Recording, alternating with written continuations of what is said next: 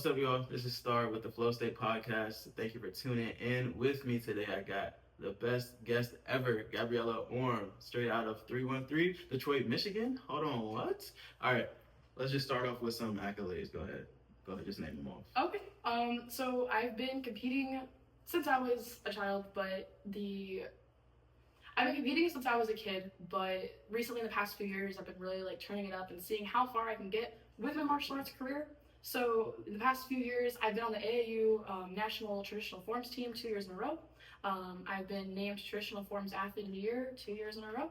I got picked up by Team 313 last year in September, and I've been competing with them all over. So I compete in taekwondo, but also sport karate, so the NASCA circuit. I'm currently ranked number 4 in the world in Korean forms. Are you really? I never knew that. Okay, yeah. Keep going. And currently ranked number 2 in the world for Chinese weapons. So we're keeping up with that. Hopefully we make the top 10 at the end. We stay in the top 10 through the end of the year. But that's me. I've been all over. I'm traveling all over for different tournaments. And then just bro, I never knew you were top 10. I never knew you were top 10 in the world, bro. Yeah. That's actually kind of crazy. This podcast is about to go off.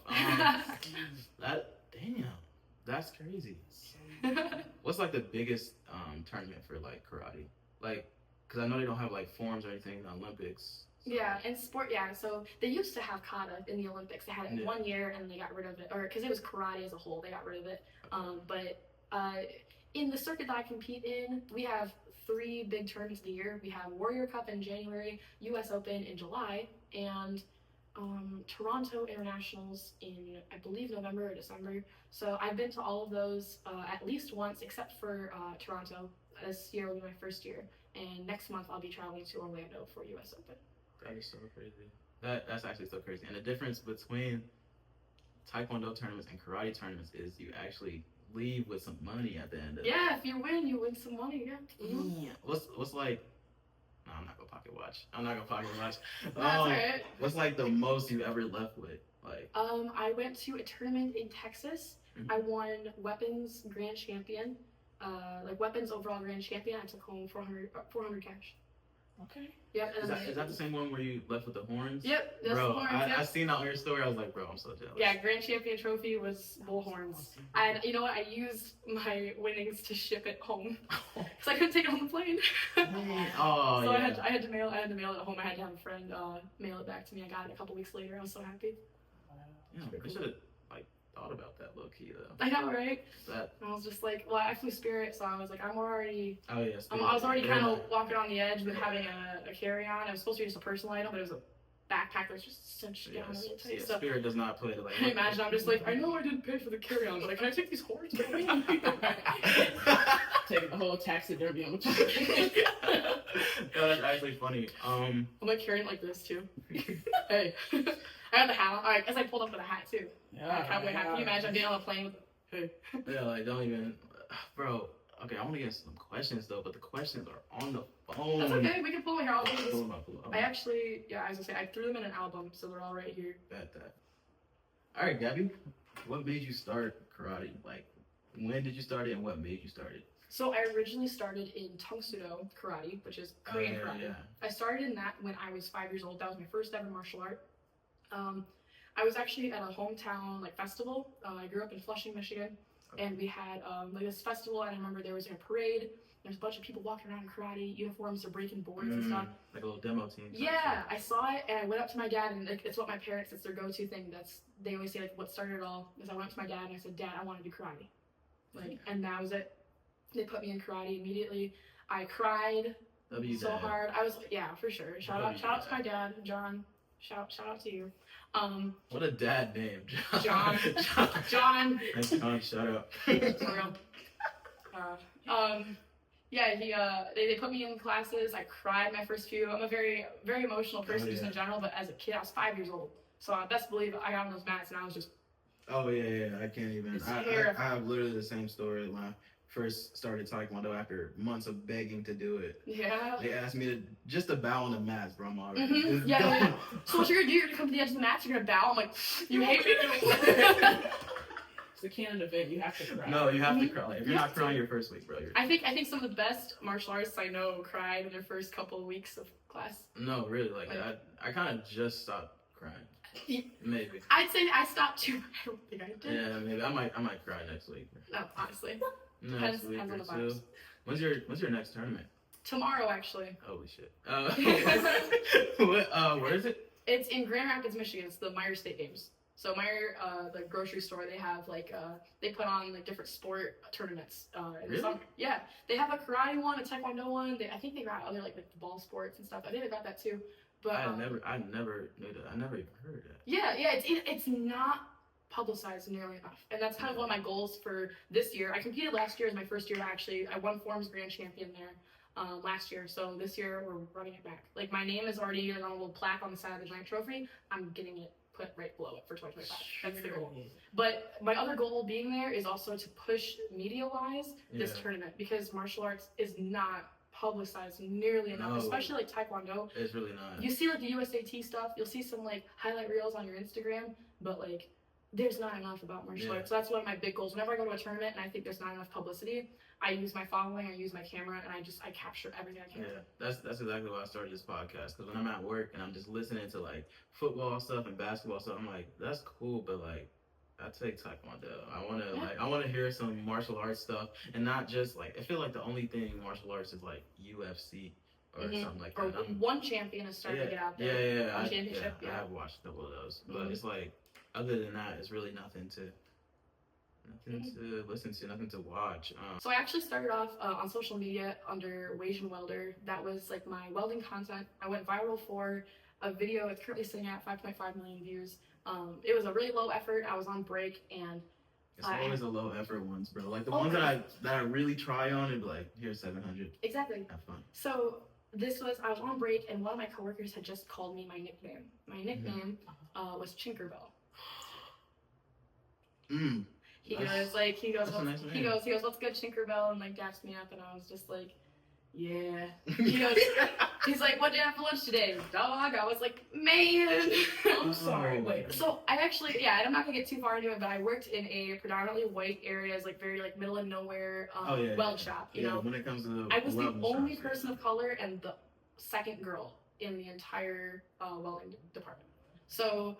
Was there racism? Absolutely. Were they funny about it? Kind of, but it's still racism. Yeah, it's always a truth and a joke. So. Yeah, like not a shout out to them, because truthfully, I'll be really real with you, and you can cut this out. But like, I don't wish anything good on the people I worked with. They were like, they knew that a lot of bad things were happening to me, and they all turned away from me. I was 18. I was fresh out of high school, and I was the youngest, I think, by 9 years. Wow. Yeah, like I was like a baby. But anyways, so yeah, that video popped off, and I started getting consistent with welding content, which was so fun. I loved it. And then I posted a video of me doing poomsae, and people were like, "Yo, what? Like, this is kind of cool." Yeah. They're like, "You do both?" And then I realized that like welding is what I do for work. It's not what I want to do forever, but it's what I've done for work. I don't want to be known for what I do to make my money, because I make my money for martial arts. And so I started like turning it toward martial arts stuff. It didn't do well initially. I will say that turnaround was bad, because I had like 16,000 followers on TikTok, and people just were like, just swiping. Yeah, but one day I started posting videos of me kicking, and like recently, and I say recently as in like in the past year, I started posting videos of like those kick combos that I kind of do. Yeah. Those like people just loved it, especially on Instagram. They loved it, but kick combinations were the thing. Trying to like kick on beat with songs. Yeah, that belongs to you now. I swear it does. Yeah, they especially the Beef by Flo Milli, like that beat. Oh yeah. Yeah, it's always that side, front. Yeah. I can't do that. I love people trying to do that. Yeah, just in my kitchen like that. Nah. People loved it. People loved that, and so I started to get consistent with it, and I realized that was like Instagram was doing better than TikTok, and Instagram, in my opinion, had a better like return. Like the followers were genuine, and the ratio stuck. Because on TikTok, I actually currently am sitting at like 55,000, but my videos don't get nearly as many likes or comments. On Instagram, I feel like once you get a follow on Instagram, I feel like you really gotta follow. You earned it. Like sometimes it's way harder to get. Yeah, on TikTok, it be feeling like bots sometimes. Yeah, user number 563, 30 whatever. 30K views, like 100 something likes. I'm like, what, Yeah, what no, is the algorithm there is weird, but Instagram has been so good for me. I grew fast. So Christmas I hit 10K, Hey. and I'm now at 25.6. Yeah, Oh yeah. it's going up because I found literally I told myself, I said I want that at that point, and then on my 22nd birthday I hit 22K. So I was That's in April. tough. So I was like, okay, this works. So I kind of found the consistency and all that to work out. But now it's just martial arts. Sometimes I make some welding videos, but like, martial arts is what I want to go for. That's what we want to get the bag for sure. Right. Take the 9 to 5, put that money into that. Literally. Yeah, exactly. That's exactly what it is. I can't wait till it flips. I can't wait till like we can like really fund ourselves over this martial arts stuff. Like, that's gonna be live. Imagine living off of your passion. Bro, I'm saying that's what I want to do. Like just being at work, and I'm like, bro, I can't keep doing this every day. So that's why I'm at least trying with the content, at least trying with the podcast, the TikTok, and all that. I didn't even expect the TikTok to go crazy like that. Just in the first couple videos, I'm like, damn, that's kind of crazy. But watching you do it, I'm like, okay, we gotta, having a meeting with my Bama people, I'm like, okay, we gotta push this out, and then just getting the views and people actually liking it. You guys went up. I remember there was some videos. Remember there was one video you made, and I was like, this is gonna do well. Yeah. And you were like, yeah. And I remember I was with a friend, and like he did not follow me or anyone that I knew on TikTok, and he's a martial artist, and your video popped up, and I was just like, dude, I'm like, that was the how it feels to spar somebody taller. Yep. Yeah. Yeah. That was like I remember I heard the audio. I'm one of those people, if I hear the audio and I know I've heard it before, I always kind of look just to see if it's somebody I know, if it's me. That happens a lot. But like, I heard the audio and I just kind of glanced over. I'm like, dude, I follow that guy right now. I was like, follow him.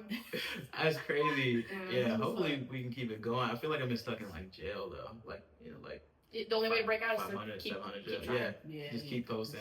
Like, please TikTok, please. I just need more views. What is the main goal with this like martial arts content stuff? Like, where do you see yourself?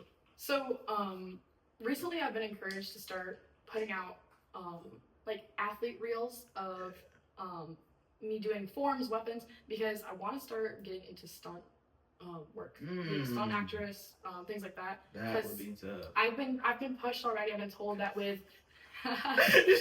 She's there. I was trying not to look. I just thought that was so cool. You're good. That's so funny. She's back here just like. Gasp! Alright, but what? Okay, yeah, let's try it. So, bro, we're keeping that, bro. I'll tell you. Yeah, no. So, I want to start getting into stunt work. So I'm trying to build like an athletic highlight reel of like how I can move with the weapons and whatnot. That's for the content side of things and the media. But in terms of my martial arts career, my goal ultimately is to own a school. I want to own a school. More than likely, it'll be a karate school, a taekwondo school. I want to own a school that can like actually give back to the students. A lot of people talk about that. They're really big on we give back and we have like programs for kids. No, I mean, my biggest inspiration is my instructor back home in Saginaw, Michigan. Mark Kanar. Oh yeah. He's a school teacher by day and a martial arts instructor by night. He owns 5 different locations.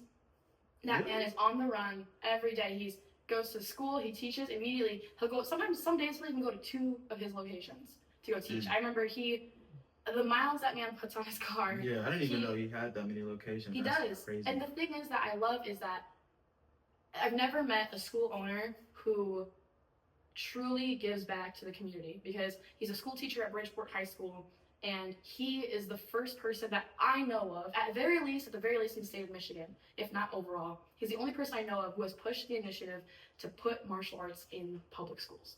Yeah, that's what I'm saying. Like, back home, there was one school that had it. Like, it had martial arts, like as a next bell. I got karate next bell. Like, and I feel like that should be just how it is. But martial arts isn't like as big in the U.S. It's not.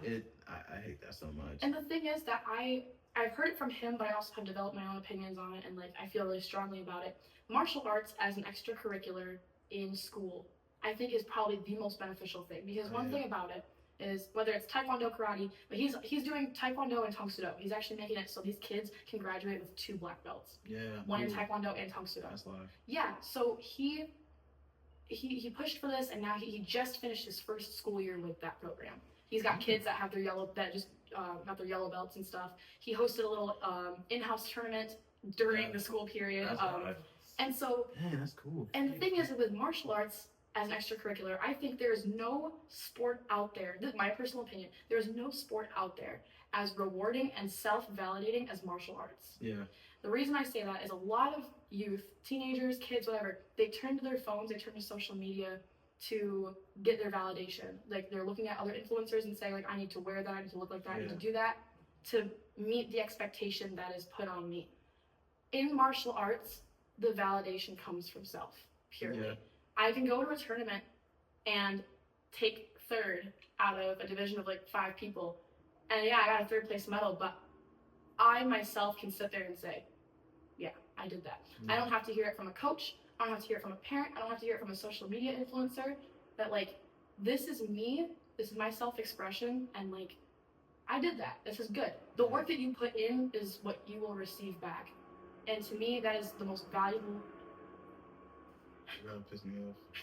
To me, that's the most valuable like thing that teenagers can learn, because in a world this harsh on them, to have martial arts as like a this is you, like, you know, do in taekwondo and karate, do translates to the way. Yes. You know, it's a way of life, and these kids, these teenagers, they need to have that. It's like it builds character. Yeah, it builds character. It's huge on discipline. Like, there's no like there's no other sport that's like this strict on discipline. Like I like growing up, the only sports that you'll see is like basketball or football, and it's like, okay, but what if I can't do those? Then you can do boxing, but like none of those have any discipline. Like you get praised for talking trash. Like, that's how you get your name out there, being known for talking trash and all that. And it's like, it don't have to be that. Like, we can both go at it for 3 rounds for 2 minutes each round, and then be friends right after that. But it feels like in any other sport, you can't compete and be friends at the same time. You don't have the camaraderie, the morale, the camaraderie that they have in martial arts, and like that's the thing. And with that also comes that self-expression, whether that's through your forms or your sparring. There's no better way to express self, because nobody fights like Starkey.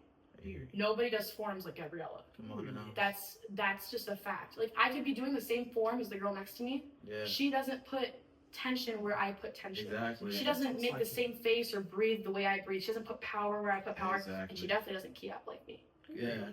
And when you fight, you know, nobody's fighting with the same energy you got. Like, you're clearly, when you're in there, you're thinking you're working, but you're also having fun with it. And you can see that. And calm little flow state. That's what I'm saying. Type shit.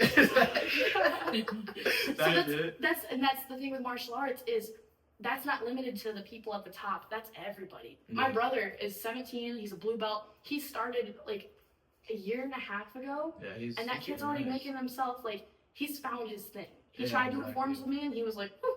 He's fighting now. He's really into he tried the 3 different ones. He tried point, continuous, Olympic. That kid is a continuous fighting machine. I watched him show up to a tournament, and I remember I was really nervous. It was his first karate tournament, and I was like, all right, bud, like, continuous fighting here is way more intense. It's way harder, way rougher. We wear boxing gloves when we do it. It's a little different, you know. He's like, all right, I'm ready. He lost his match, but I'll never forget the last 20 seconds. He's going and he throws this axe kick, and it lands on Buddy's nose. The kid had to like fight with things in his nose for the next 2 fights he had.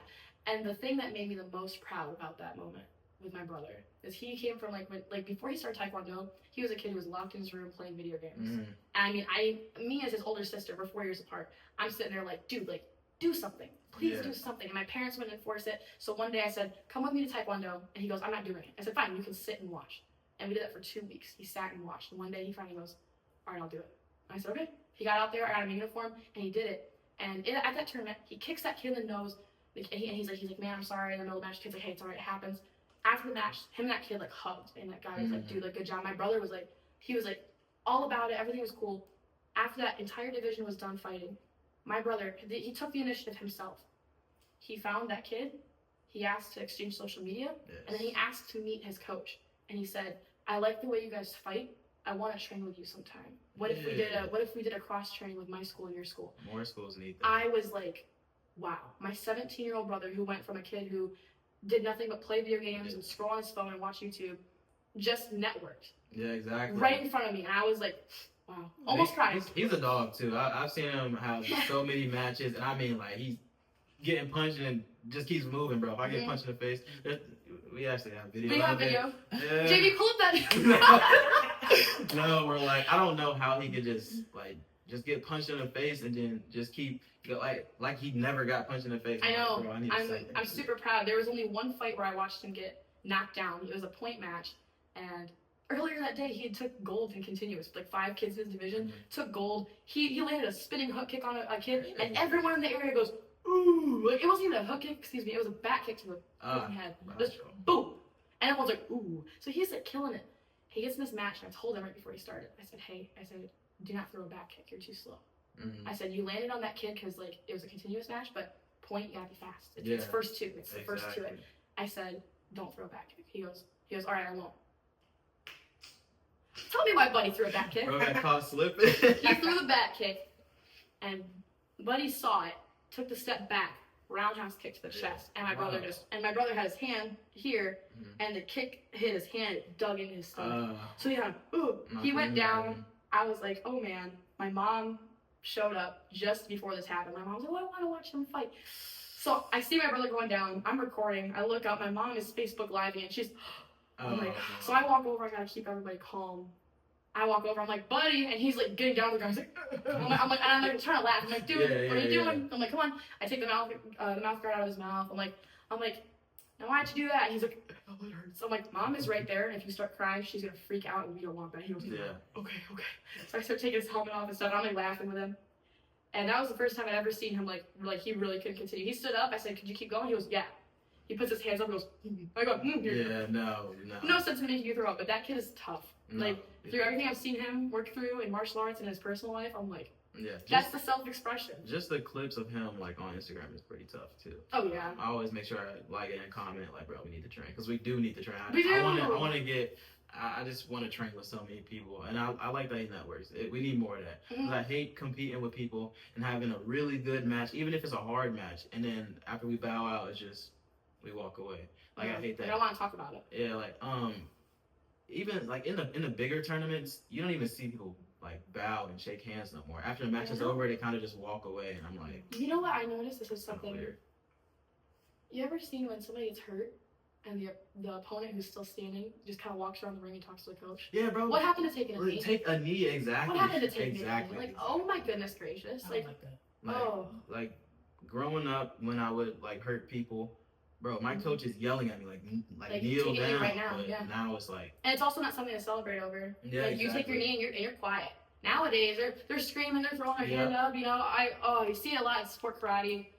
Sport karate is I will say, as much as I love it, it's a very modernized version of martial arts. So the point fighters, you get a lot of that. You get a lot of emoting in the middle of the ring. Yeah. And sometimes, don't get me wrong, sometimes I'm laughing, sometimes I'm like that was funny. Other times it's like, okay, like pipe down. Yeah. Like a little celebration, that's cool, but if we're running around the ring screaming and you're like high-fiving your coach, like, yeah, like you don't need to, like, I don't know. I'm not one to like have the craziest celebrations. All my celebrations are like real subtle. Like you have to be watching to. Oh yeah, like that clip I got of you. Counting out the 5. Yeah, but that was key, and that was so low key too. Yeah. I mean, the fact that I caught it on video, I remember I was recording. I stayed on you, and I was just like, oh my goodness. I'm like, I'm gonna cook with this. I forgot I even did that. Oh, that was so good. Yeah, that was good. I know in Olympic sparring, like, you know, obviously you have people that have your number. Like, no matter how good you do against them, you still find a way to lose somehow. Is it like that in forms? Like, yeah. Do you have like a little nemesis? Oh yeah. And you know what? It's so funny. This tournament I just went to. I just got back from Battle of Atlanta. And that looked really cool. Like, bro, the lighting of Battle of Atlanta looks so crazy. Like the natural lighting coming in, bro. That place, that is my favorite tournament I've ever been to so far. Bro. Their medals are fire. Their production, because they have night shows. That's one thing I love about sport. Bro, how can we Friday nights? For taekwondo. At Battle of Atlanta, they had Friday night fight night, and it was just a giant stage and point fighters just going. Point fighters. They had team point fighting, regular point fighting.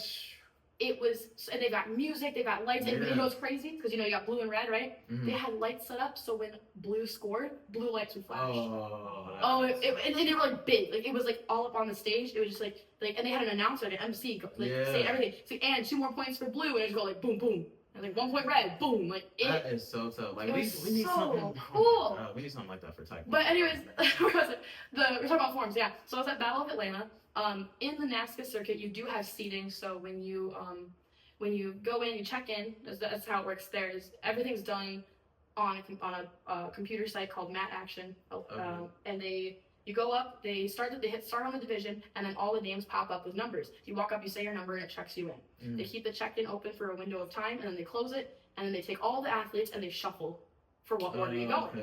Because everyone informs it's not AAU style where it's 2 at a time. It's one person, and then at the end of it, everyone gets their score. Okay, so you have to wait till everybody's done to. Yeah. That's kind of it's cool though because in my opinion, like no pressure. Like that's why I think you commented at one point on one of my videos, like my walkout. Like I have like that really slow motion, and then I turn look at the judges and I turn off. It's like turn toward them. It's like that's that self-expression I'm talking about. Yeah. But you walk out, whatever, bow. We say the name of our form usually. Some people do, some don't. And then you go, and when you're done, you return yourself, bow, and then you look to the next opponent, you bow to them, and then you walk out. It's like, you can really take your time with it, which I love. But the seating is the people who are at the top of that list that I was telling you about where I'm number 4. The people that are at the top go last, which is where you want to be. You want to go last. Yeah. So when I went to Battle of Atlanta, that was my first time ever pulling up in the bottom. Usually like first, second, maybe somewhere in the middle. But I remember like they shuffled and they're like, okay, we hit shuffle, and it was like boom. And it was such a long list. There were so many competitors. I had to scroll down. I'm like, I don't see my name. 3rd to last. I was like, okay, yeah, I can cope with this. And I remember like I saw that, and there were a couple of girls that went before me who were like really good too. And that's when I realized I was like, oh, I'm no, you're kind of here nice. now. Yeah, you're kind of nice. I'm here. And so in Miami is actually probably the best example of this is where it's like, yeah, if you can work as hard as you want, there's still people who just have a little leg up on you. Yeah. They have teams in sport karate, so they got Paul Mitchell is like one of the biggest. They're sponsored fully by Century. Revolution is also sponsored by Century. There's a lot of different ones. You got Competitive Edge, AKA. I'm on 313. All of us are out of Detroit, but these people usually are from all over the place. Yeah. But there's a girl in Miami. Her name's Lily. Shout out to Lily. Yeah. Love you. Best kicks. You sound like an air compressor when you move. I mean, it's incredible. I'm serious. I'm so serious. Like, oh my gosh, she's amazing. And super nice. But she, her and I were in the division together, and she's been like number 1. Her and another girl named Caitlin. They're like always back and forth for 1 and 2. And like the fact that I'm competing up there with them is an honor. I love it. But I went to Miami, and Lily was in my division. We went up for scoring, and the way it works there is 9.95 means you don't place. 9.96 means 4th place. 9.97 is 3rd place. 9.98 is 2nd. 9.99 means you win. That's how the scoring usually goes. There's no like perfect like 10. Like... rarely ever seen. Okay. That's like that you'd never. It's like golden buzzer level. Yeah. So you get 9.4s, 9.3s. If you like really mess up, it'll be like 9.0. Like if you're doing weapons, you drop your bow, you get like a 9.0. That's it. Like kind of you're disqualified at that point. But I went up for scoring, and for some reason Lily went before me, and I was last to get my scoring, and she went up, and they were like, judges score 9.9, 9.8, 9.9. I remember like everyone was like got quiet because everyone kind of figured, oh, Lily's on there, she's gonna win. Yeah. And I remember seeing that and going like, oh man. And I got my scoring 9.8, 9.9, 9.8. So it's I split decision with her, and I remember that was when I was like, okay, like I can get in there. But I will say, and it's no disrespect to these competitors, I think they're amazing anyway. But because of where they sit and what they're known for and their names, and like especially the logo on their uniform, the team that they're on, makes a big difference as to where you place. Because when I started competing, I actually didn't have a name on my uniform because Chaco is a taekwondo school. I wasn't gonna wear Chaco on the back, so I just had a plain blank uniform. I never really placed anything. Yeah. So it's like, I mean, talent plays, but based on who you are, like, you gotta have a name. But 313, we're starting to get up there. That's why I want to stick with them as long as I can. Even if I got offers from other teams, like I want to stick with 313 because I want to build us up. Because right now, in the Korean forms divisions, it's team like at Atlanta, it was team CBR, Revolution, 313, and then everybody else. It was a division of, I think we had 23 women in our division. When did 313 start? I believe a couple years ago. So I'll be honest with you, I'm their first person that they put on the team who's not part of like their sister schools. So they're all taekwondo schools that kind of know each other. So Sport Karate Academy is like the home base for 313. There's people from Courage, Inspire, and some people from the PKSA, which is like a taekwondo association. They all know each other. A lot of them have known each other since they were like kids. Like they all have been known. So I'm the first person they ever like kind of saw from the outside. They were like, hey, like you should join our team. I lived 2 hours away. I had to drive 2 hours to training once a month. Now I live 30 minutes away. I moved south because I was like, I want to be near you guys. Yeah. But they've been around, I believe 2 years. We have to get them on the pod, bro. We do, and they would love to. They're super big on it. They love. I'm trying to help us all like push our social media because I want us to have a bigger presence. Because honestly, our athletes, we're pretty good. Like we're getting up there. Like some of us are kind of newer, starting off. Like for me, I've only been competing in the NASCA circuit for really a year. Like, this is really my first year really doing it. So not even a year. It's been half a year, but I'm already ranking in like the top 4. That is crazy. So like we're good. We're good talent. We're really good. One girl on our team, Emma Myers. She just was at Battle of Atlanta too. She had a huge division of point fighters. She took 2nd place. And that's big. Like at those tournaments to medal. Cause I'm gonna be honest with you, on my plane going there to Atlanta, I told myself, I was like, it wasn't really negative talk, but I told myself like, if I don't medal, it's okay. Like as those divisions, I'm telling you, my first division had 14, and my last division had like 20 something. So I was just like, I'm gonna go out there, I'm gonna put out a performance, and people will remember my performance. That's what I told myself. And I medaled. I was like, cool, I'll take it. Yeah, like, it works out, I guess. It's actually crazy, especially in like the big brackets. Like, what does the training look like for forms? Because I'm not gonna lie, I do Olympic sparring, but just doing a form 2 times, bro, I'm gassed. Especially if I'm like really trying during the form, I'm like, bro, I can't run that no more. So, my training for forms usually looks like, especially recently, I've been taking notes of things I need to improve. So right now, I'm working on a lot of stance work. So I'm usually holding weights, or I got weights on my ankles, getting in front stance, like horseback stance, back stance, cat stance. I'm doing a lot of that stuff. The biggest thing for me is my kicks. I have the ability, I'm growing the ability to hold my side kicks in the air. And like in the NASCA circuit, that's that girl Lily I was talking about, when she throws her kicks, she hold, rechamber, then go. I've got a little bit of a hold. I think I'm about maybe like a second, maybe 2 seconds. She'll go for like 3 or 4. I'm catching a cramp just thinking about it. It's rough. I'm not gonna lie. So my training is I wear ankle weights, and then I usually do like kind of like lifting, pulsing motion up and down. Just yesterday, or not yesterday, the other day, I got up on like one of the Wave Master bags, and I took a bow staff for security, and I put my leg up as high as I could go on the bag, and I used my leg muscles to tilt the bag. Just tilt it over and over and over again. I'm not in this. So a lot of that, and then repetition of the form. That's what's killer. And in AAU, I'm grateful that I started in AAU because of how many times I had to do my form. My stamina was good. Like my stamina was really good to just go back to back to back. So when I went to the NASCA circuit and I saw they only did it once, I was like, I get to give it my all at once. That's kind of crazy.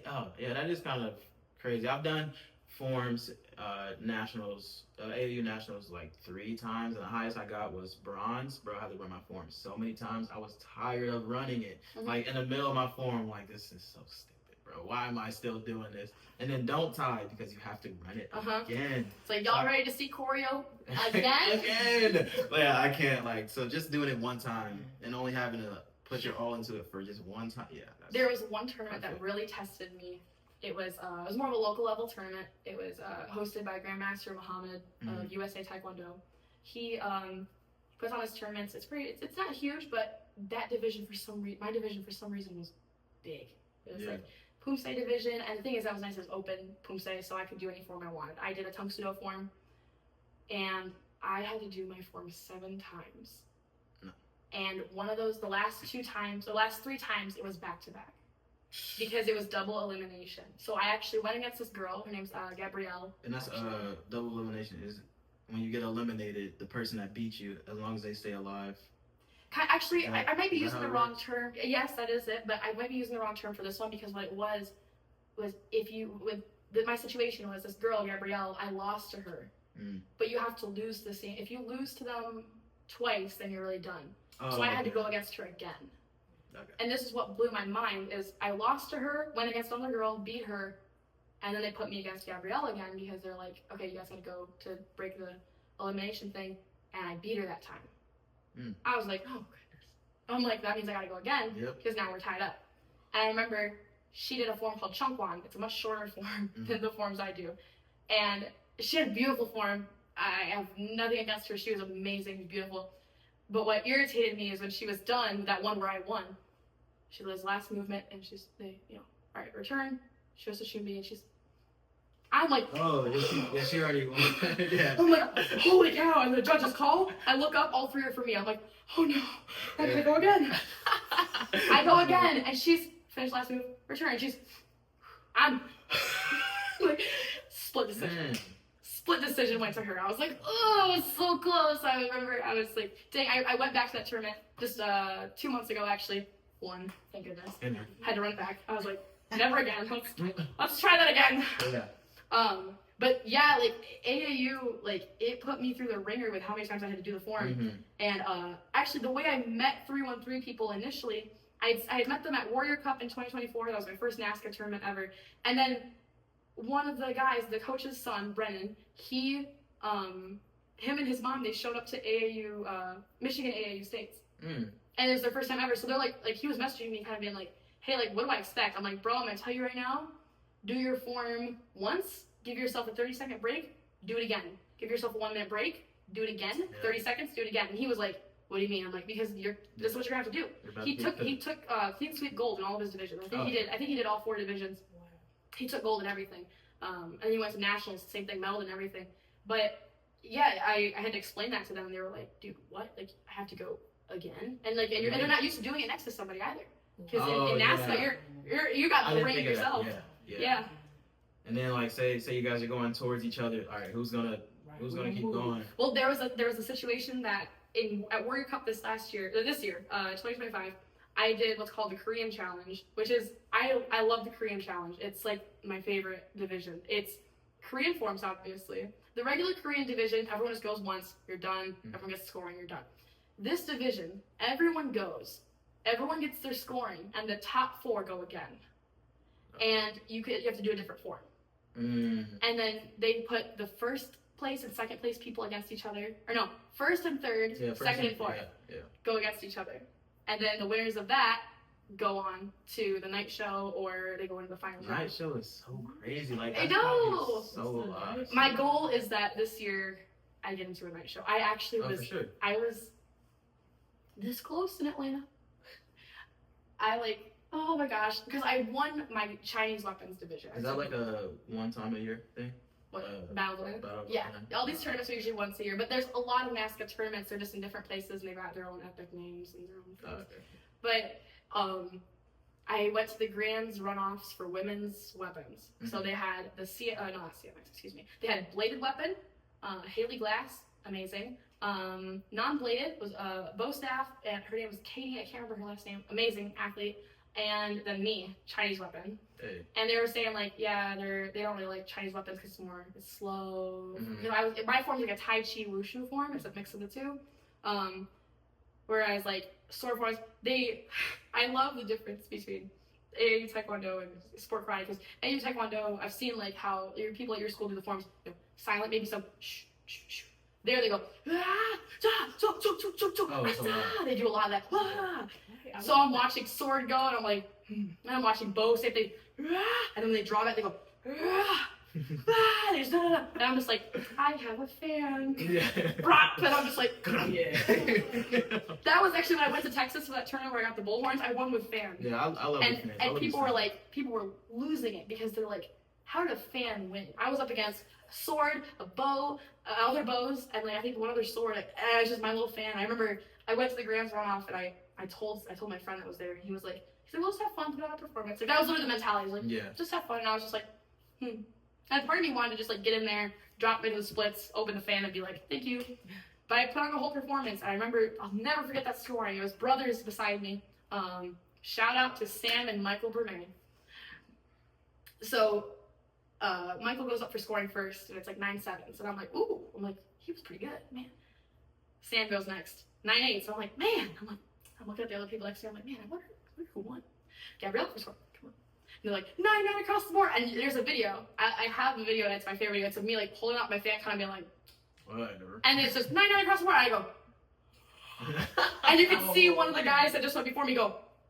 It's a skill issue, bro. I'm sorry. Seen that clip. Yes, it's my favorite. I love that clip. I don't think I have. I have to show it to you. It is so funny. Like, honestly, if you have the ability to like edit it, you should edit it. It's so funny. Well. But this, it was such a like bro moment for this guy. I swear, because it's true. Like, it's literally just a silly little fan. Watch my face. And his face. Oh, He's yeah. like, bro. Shout out Michael Brume. Yeah, that's a skill issue, but no, he's cool, but he was just like, you could tell he was just like really a fan, you know? And it was funny, but that was when I was like, man, I could really like keep going with this fan thing. Like, I liked it. So I got the Chinese uniform now and stuff that you guys have seen. Love that thing. And of course. but yeah, back to what I was saying though, that division, that grand division, the swordswoman, the bow staff, and me, top 2 of that go to the night show. And I remember thinking like, if one of them dropped their weapon, I'm going to the night show.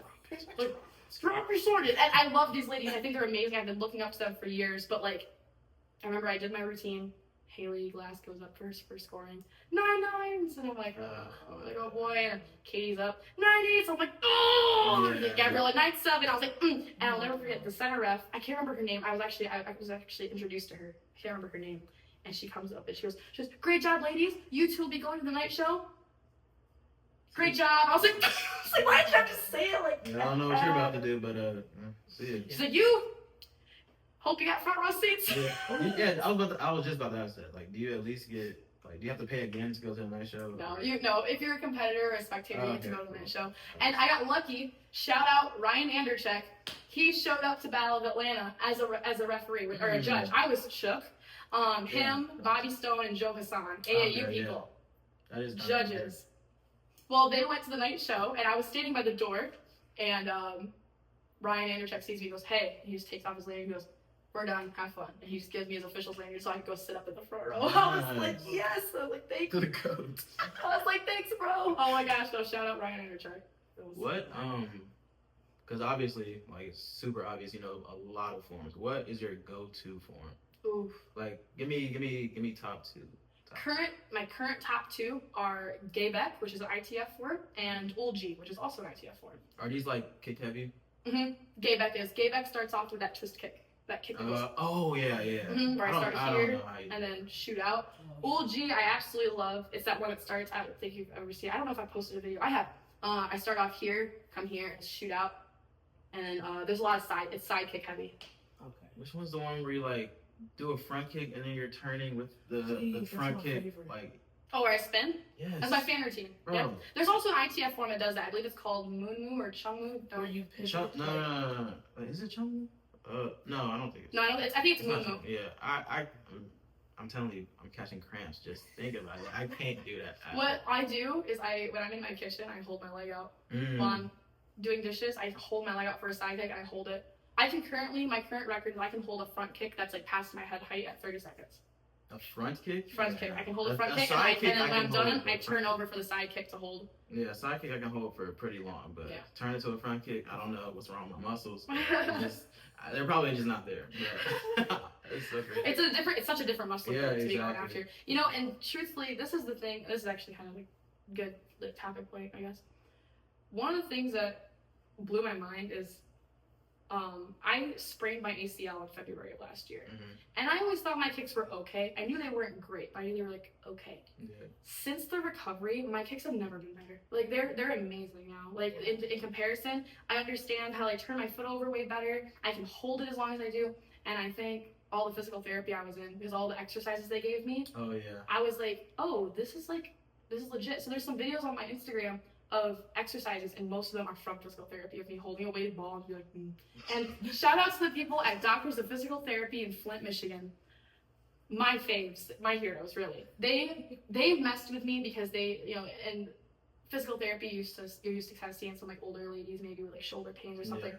They got me, an athlete, and they're like, get on that Bosu ball, put weights on your legs, grab the resistance bands, and like hold the weight, and then start kicking out. They had me doing the craziest. I think they were like plotting before I showed up. They were like, what should we have her do now? They had me on a Bosu ball, balancing with like a weight, and then doing like those like reach for the lights. Oh thing. yeah, they were definitely making. Before you came in, it was making bets. Like, what can we get her to do? They had me doing planks and then having those same light up things where you have to like tap the lights. They had me doing planks and like doing that while holding my leg up in the air. I can't even do that right now. That's what I'm saying. So I was like, y'all are trying to kill me, but they made me so strong. Like, so shout out to them. Like, they made me so strong. What happened? Like, what? Man, I was doing a form. It was a form called Sipsu. It's a tongue sudo form. You come out here, and then you do like this palm block, and you step forward into a horseback stance. And I landed, and my foot slipped, and it just shot right out, and it just clicked. And I'll never forget. I screamed out of panic for the first time, and the second time I yelled, it was because I was like, "Oh my gosh! Like, I'm never gonna do forms again," because it was so loud. Yeah. It was so loud. And the scary thing was it didn't hurt when I hit the ground. It was just loud, and then my leg was just kind of like, it felt funny. And my knee was like floating. I could feel it. I was like, ugh. And I went to the hospital, and I remember getting into my hospital bed from the wheelchair. I went to like pick myself up, and I tried to steady myself, and it just immediately folded. And I was like, no. I remember that was where I was sitting there, and I'm like, wow, I just got started in forms. Yeah. Like I had just gotten started getting good. You know, that was like I had made the national forms team like first year, and I'm thinking to myself like, that's it, like I'm done. Like, oh my gosh, I can't. Oh my gosh, I was so scared. I actually went and I competed 2 weeks later. Not even a week later. What? I flew to Utah. A week later, I had a cane, and for the side kicks, oh my goodness gracious, I did the form Basai. Oh my god. Here, I just slow motion picked up my leg and slowly extended it, slowly retracted it. Boom. I covered nowhere near the area that my stances were so short. Yeah. But they knew it because I had this giant knee brace. It had like 2 metal bars on the side to hold my leg together. And then when I was done competing, I just like picked up my cane. Like really, no joke. I walk up to the ring and like set my cane down and like limp my way to the center of the ring, bow, go. And the day before there was a seminar. They were going over forms. It was a Murakwan tournament, so it was Subakdo and Togsudo, which are like cousin martial arts, really siblings. And I'll never forget, they were showing off. They said, who wants to do their form? There's a room full of like first downs and above, lots of masters there. And like, do your form in front of us, and we'll give you critique. And so this room is full of all these black belts, like traditionalists, like they're amazing. But I'm watching the forms, and I remember thinking like, I could do better than that. I was like, shout out to them though. No, they're great. But I remember thinking, but because of that, what was building up in my head with my knee, I was like, I want to do it. Because any day, if I wasn't injured, I would have been the first to raise my hand. Yeah. But I'm sitting on the bleachers. I wasn't even participating. I was just watching. And finally, they're like, people are getting shy at the end because people are getting like ripped on for like things they need to do. So people are getting shy. We need one more. And I stood up from the bench, and the bench made a noise, and everyone looked. I'll never forget that. Creak! Excuse me. I'd like to do Basai. But I stood up, and I said, can I do my form? And everyone was like, sure. I walk out with that cane. On some Master Oogway type. Here, hold my cane. I'll be back. Hold this. My time is counting. Okay. I walk out, set my cane down. I'm like, all right, go. And I had not talked to anyone really much before. This is my first time meeting any of these people. The only girl I knew was J-Girl Cook. Shout out her. We were internet friends, and she was like, hey, you should show up. She's the only one who knew me, and she wasn't even in the room, but she heard me talk, so she comes running into the room. I remember seeing her running into the room, already recording. She's like, what is she doing? And I remember I got in there, and he goes, Shumbi, and he goes, begin. And I yelled, you know how loud I am? Yeah. Basai! And everyone just... And I remember that first part of Basai, you like leap forward, right? It was the tiniest little leap I had ever done. But I was so loud. I looked so weird. My lower body didn't move, but what everyone said was, you could tell my leg was messed up because my lower body was so weak, but my upper body, that first part here, that 1, 2, I was standing at such a weak front stance, but I was boom, boom, and then I like slow turn, bang, bang, and I remember like everyone was so surprised, and the grandmaster that was there, he was like, had a lot of respect for me. The next day at the tournament, he was like coming over and talking to me, and like asked me about like my lineage and stuff, and like that was so, I will never forget how funny that was, because they were like, what happened? I was like, oh, I think I tore my ACL. They're like, when? I'm like, last week. What time is it? Yeah. Literally though. And everyone was just like, dang. And at that tournament, there were, oh gosh, I think like 7 people in the division. I took 2nd place. Wow. I mean, shout out to the people you beat, but. No, like for real, shout out them. Nah, that's Yeah. so good. They're great people. They're great. I'm actually going to Korea with that group. Going to in Korea October. is insane. Like, I really wish, man. I can't wait to start traveling and start. Yeah. Oh my God. I'm very grateful. It's called a, holy cow, hold on, let me, what's it called? Come on, lock in. I can't even remember what it's called. I'm gonna butcher it. It's a, I know the Korean term for it. It's basically a master's test that lasts a week, and I'm participating in it. Kodam. I feel like I know. And I have it. It's like right here. It's like I have it. I feel like It's right here. Yeah, I'm gonna pull it up because I don't butcher it. It is a Kodanja Shimsa. And are you master? No. You're not master? I'll Were be you a master second? next year, 3rd. You're 3rd dan. Okay. 3rd in Tongsudo, 2nd in That's Taekwondo. tough. Yeah. That's really tough. So I'm going to the Kodanja Shimsa in Korea. So which basically wake up early in the morning, Mhm. train, eat breakfast, train all day, wake up at 6 kind of thing, you know, train, eat, train, do it all again for a week. That sounds fun for like the first 2 days. That's what I'm saying. The 3rd day, I'm like, okay, all right. And the fact that I'm training to train, like I'm already like running and like working out so that I can handle it, because it's also like in the middle of nowhere. It's not like some like Kukiwan headquarters type thing. Yeah. No, we're out, like there's no phone access, there's no phone service. We're in the country. This is like a retreat. Basically, like we stay in like a little like almost like barracks kind of thing where all of us sleep in one like spot. Yeah, like it's. That's actually that sounds pretty cool. I love it. I'm so excited. That sounds super cool. Yeah. What's so crazy, like watching you do forms and everything, is you don't take offense to this. You don't look as strong as you are like when you do your forms. Like when you're just walking around, you look like some nice girl, but just watching you lock in. I remember, I think it was our tournament, Bama. Last year. And yeah, it was last year, and Oh, we were yeah. all on the bleachers. We were like, oh, there's Gabby, and then you're just walking around, just. Yeah. I'm like, Fuming. what the? What just happened to her? I'm like, what the heck? Yeah. Like, what? Where do you go, like, to lock in? Like, what is Right. making you lock in? Man. If it's something crazy, you don't have to. No, it's not that crazy. It's before I go to my forms, like I'm like I said, like you said, when I walk around, when I'm talking Yeah. to people, I'm like super chill. I love talking to people, but like Like, I didn't even know if I like should cheer, like, go Gabby. yeah, most people She stay real quiet when Yeah, I she- go. But like in the sport karate world, it's pretty common to see, so people cheer there. But in the taekwondo world, I know people get real quiet when they see me compete.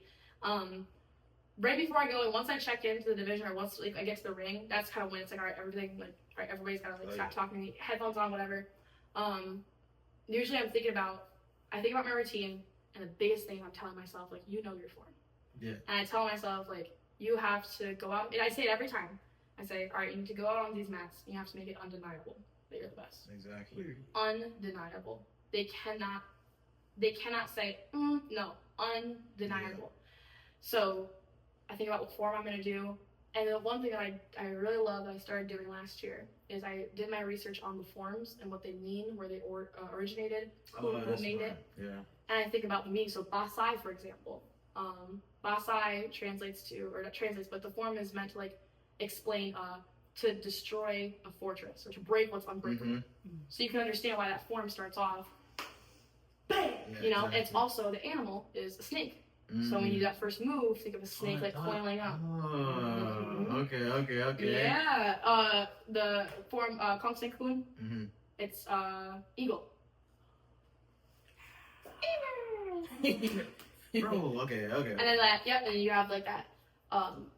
It's like every form has its meaning. So when I know the form, I think about, okay, like what am I showing everyone? Not the judges.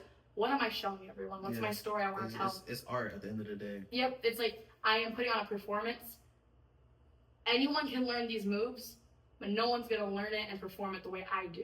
Exactly. Like I'm going to really accentuate this twist kick, not even just that, but like there's that one part where we go bang, come up here. It's like a deep breath in, 1, 2, 3, 4. Most people 1, 2, 3, 4. Mine is That's tough. like the breath and everything. So sometimes when I walk around, you'll see I almost gave you a gold medal just for that. Right. That's beautiful.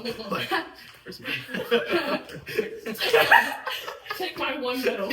Most people, if you see me walking around, you'll see me also like breathing a lot too. If I'm walking, I won't be moving my hands while I go. Yeah. It's me walking through my form and practicing the breath work, because every form, there's a form I'm learning, it's called Chil Sung Saro, and you go. Like every breath has its spot. Yeah. So I'm thinking about my breathing pattern. But then on the more deep side of it, when it's like I'm about to go, I'm like when it's like I'm up on deck, I think to myself like, all right, like you belong here. For sure. That's the biggest one, because I struggle with imposter syndrome so bad. Yeah. But that's real. And especially these high level tournaments. Even local level tournaments, I catch myself still like tomorrow. I'm telling you, tomorrow I will literally be up there and going like, okay, like I belong here, because it's easy to get in your head and think like what am I doing? Like, no, I'm not supposed to be doing it. I belong here. I have that so bad, bro. Yep, you have to. That's the mantra is I belong here. I worked hard to be here. I have to think about all the past versions of myself who are still inside me, and I'm huddling with them, saying like, all right, like this is like we're gonna do this. And it's funny, like I tell this to people and they're like, it's forms. It's not. It's the performance. I want everyone. My goal at the end of the day with my forms, I want everyone to stop talking and watch me when I do my forms. Yes, exactly. I want to hear an entire room go quiet when they hear me yell the name of my form, or they hear my first key out, or they hear the first breath that I let out when I move. I want them to stop. And I remember the first time I really experienced that, I was just telling this to someone the other day. The first time I really experienced that was actually at the tournament that I'm going to tomorrow last year. I went up for the grand champion round. This was it. The winner gets that trophy that I'm going to win. I remember before walking up there, I kind of like sat with myself. I had my eyes closed, and my instructor, Mark Kanar, he's talking to me, and I'm just like, okay, I'm ready, let's go. And I looked at the bleachers, and like the fighters were showing up, because the fighters don't come in until afternoon. So some of the fighters are coming in, they're walking in, like storm fighters. They're coming in, and I'm like, oh, that's so many people, cool. And I got on the mats. I remember hearing everybody's talking. I got there and I yelled, Basai! And it was a whole gym. It was a college gym. Yeah. Basketball courts and everything, and it's just. I forget my form. I forget it so fast. You know what? The thing is, I didn't realize that it happened until I rewatched the video, and my instructor told me. He said everyone stops talking. The first part of the form, 1, I turn, I face the back. 1, 2, and as I'm there, I get a glimpse. All the fighters are watching me, and that to me was the biggest cool, because fighters don't care about forms. I was literally about to say nobody's. They don't take it serious. They don't understand it. Some people do both, and that's great. But a lot of your fighters, that's what they do. So to see all these fighters stop, and even some of them putting their gear on and watching me while they're putting their gear on, that's when I was like, okay. And I remember I was done. Last movement, double knife hand. Come back to B. I went to attention. I bowed, and it was still silent. And everyone starts clapping, and I was like, whoa. And then 2 days after the tournament host messaged me and said, hi, do you have a video of your performance, like the last one you did? I said, yeah, I do. He goes, can you post it on Facebook and make it public so I could share it? I have people who are messaging me that want to rewatch it. That was my okay, that's what I want to be known for. I want people to hear my key up, because you know my key up. You don't hear another girl key up and hear mine and go, no, you know my key up. Yeah. So that's my goal, is when you hear my key up, the people that want to come see me, they come running toward my ring. And that's something that I love when my friends tell me that. They're like, yeah, I heard you key up, and I keep sprinting from ring 8 to ring 1. I'm like, I'm about to go. If you're going to be here, get here. That's so tough. I remember that this old school I was part of, my instructor, she said, text me when you're up. I texted her, and I saw her. She was looking under the ring, and I'm like, come on, look at me. And I remember being like, screw it. Shoot me. Here. Choreo! I see her on the back, just I feel like more people need to do that. I feel like that should be. It's a very traditional thing. Like when I was coming up in taekwondo, I was taught to we say our form. Yeah, it's a more traditional thing. Yeah. Yeah, and I don't want to shit on people, but it's some people don't even know their form. We both went. What form are you doing? Huh? Green belt. Huh? Come on, bro. Take that. Green belt. I heard that from somebody. Somebody was telling me that. They're like, yeah, I was like trying to help out the lower belts, and I said, all right, what form are you doing? Are you doing Taeguk Iljong or no, not Iljong? It was like Taeguk Ojong, and they're like, that's blue belt form, right? Yeah, I don't know. Come on, y'all. It'll eat some stuff. I had no choice but to learn how to count thanks to this guy. Yeah, I mean, I'll be like, Yeah, the fact that there are Taekwondo practitioners out there who don't know how to count in Korean. bro, come on now. Like it's Like, really an art. Not even just the il isam sa the Hana. hana do. I'm like, yes. hello. Like I don't know. I couldn't even get my next belt until I knew how to do that. It's so easy to get like a bunny. All right, my fault. I was trying.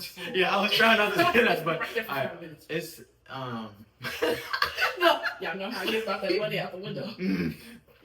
it's so easy to get like tunneled in Olympic because Taekwondo is growing because of Olympic sparring. So it's so easy to like, just throw away what we're doing and just focus on Olympic. And that's like in that case, not everybody who joins Taekwondo wants to do Olympic. Like they don't want to, even if they're good and have high kicks, they don't want to kick nobody and they don't want to get kicked. Mm-hmm. Some people really do want to like, cause I have people that I train with, like, and they'll spar, but when it comes to that bow staff, bro, different. Like, Mm-hmm. and it's like, why aren't you just doing that more? Like, it's perfectly fine, but that's not where it's at. In Taekwondo, it's Olympic, and I get it, but it's like, bro. That's why you have, and I love this. I think it's a good thing. Storm Taekwondo is sport Taekwondo. Mm-hmm. They are Olympic fighters, and I think that's great. That's a place. Look at Checo Taekwondo. We are your traditional forms people, your point fighters, and your continuous fighters, and Olympic as Sport Plumse. Mm-hmm. Like, we kind of have it all. And the thing is, though, I think it's important to have schools like that, like this, like separate almost. Yeah. Because there are some people who want to do Taekwondo and they want to do Olympic sparring, and there's nothing wrong with it. Yeah. Do it. I will say, I think because it is a martial art, you should be learning some of the core values that come with it. Exactly. You should have the martial artist's values and mentality. Yeah. Because we don't want this to become boxing. Right. Yeah, exactly. We don't want it. Yeah. And I feel like the way I kind of was brought up really helps the way I spar and everything, because it's not, I didn't grow up like, just Olympic sparring. It was real traditional. So the things that I'm doing in sparring matches is kind of like, you just don't see that. It's not your usual front leg cut and then crescent kick. Yeah. Like, oh, that didn't work. Okay, let me try cut, crescent kick again. Like, I'm out there jumping. I'm out there just spinning. I'm just doing stuff. That's what I liked about your sparring style. I remember, I think I was telling you this. It's like, when I first started seeing you fight, I was like, I knew to film you, because it's like, oh yeah, like that's sparring that the people love. Yeah, exactly. Because it's not just the same cut, every now and then throw a cool hook kick. Oh, Larry, muscle. No, you're like, I never know what's next. Yeah, exactly.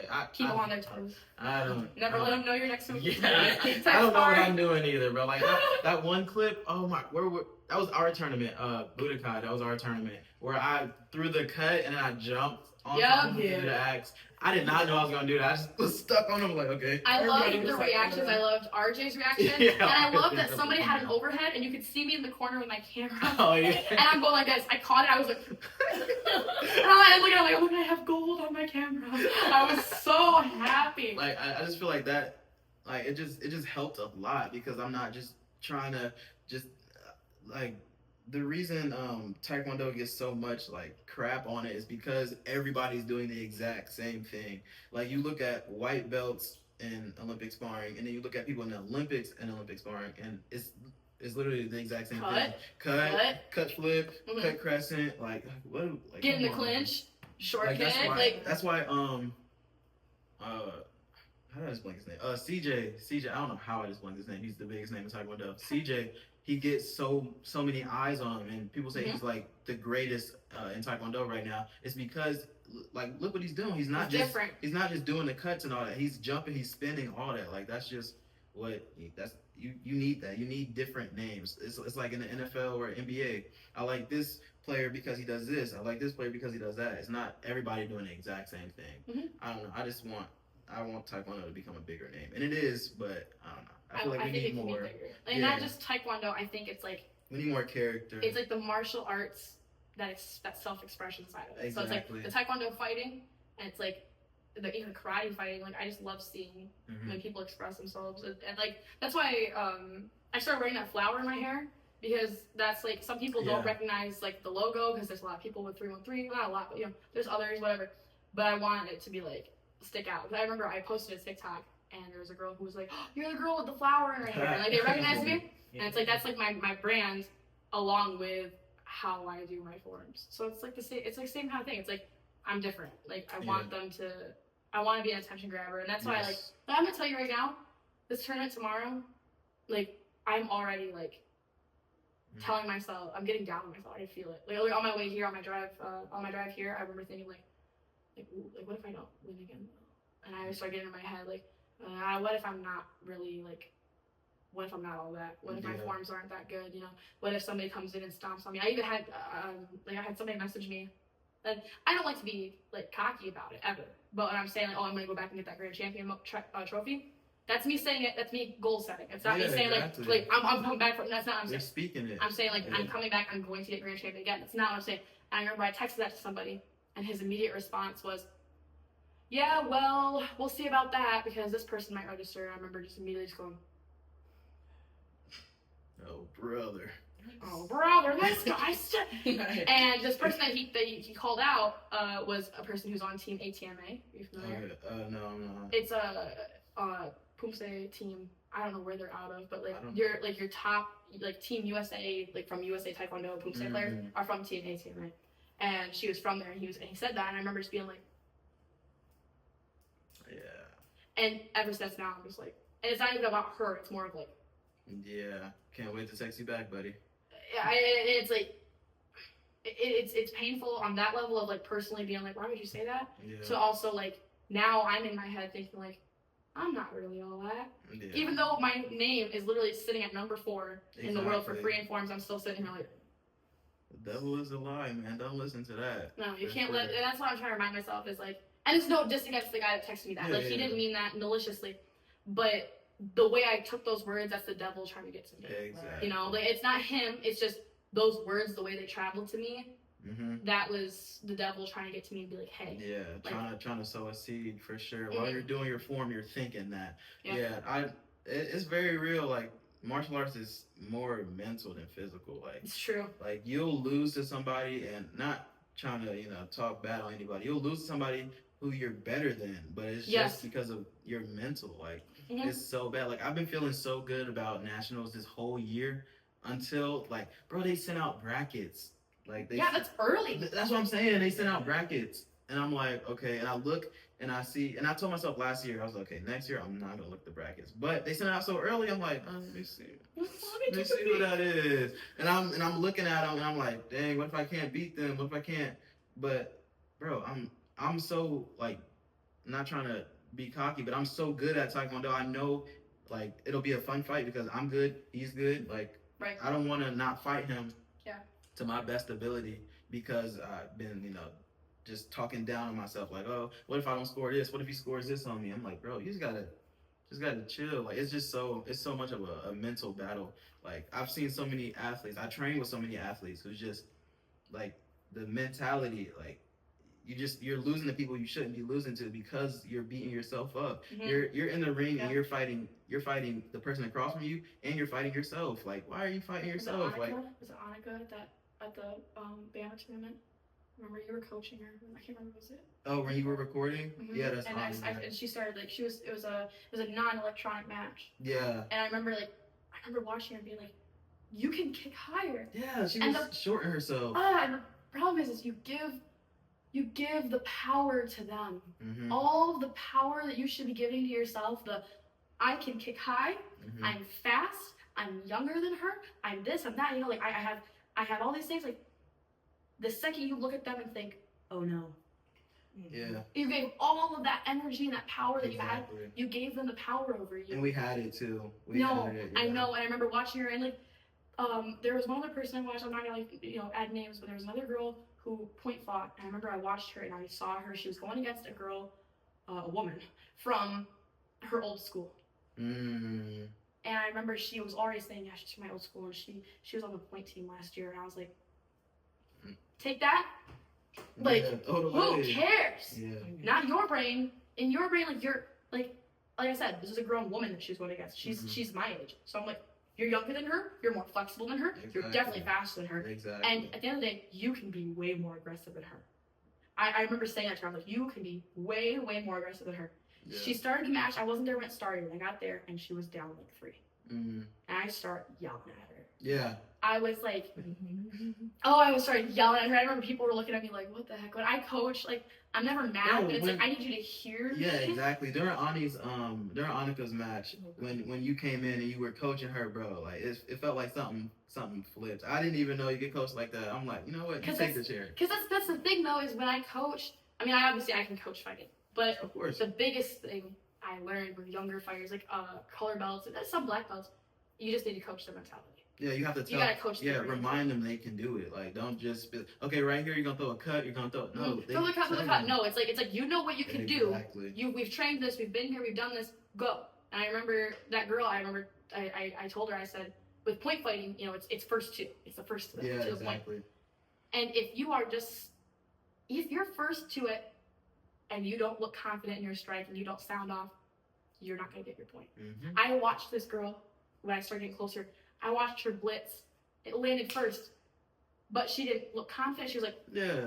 And the girl went, bink, point. You got to sell it. Yes. And I told her, I said, it's the same thing I talked about earlier. I said, you need to make it undeniable. Mm-hmm.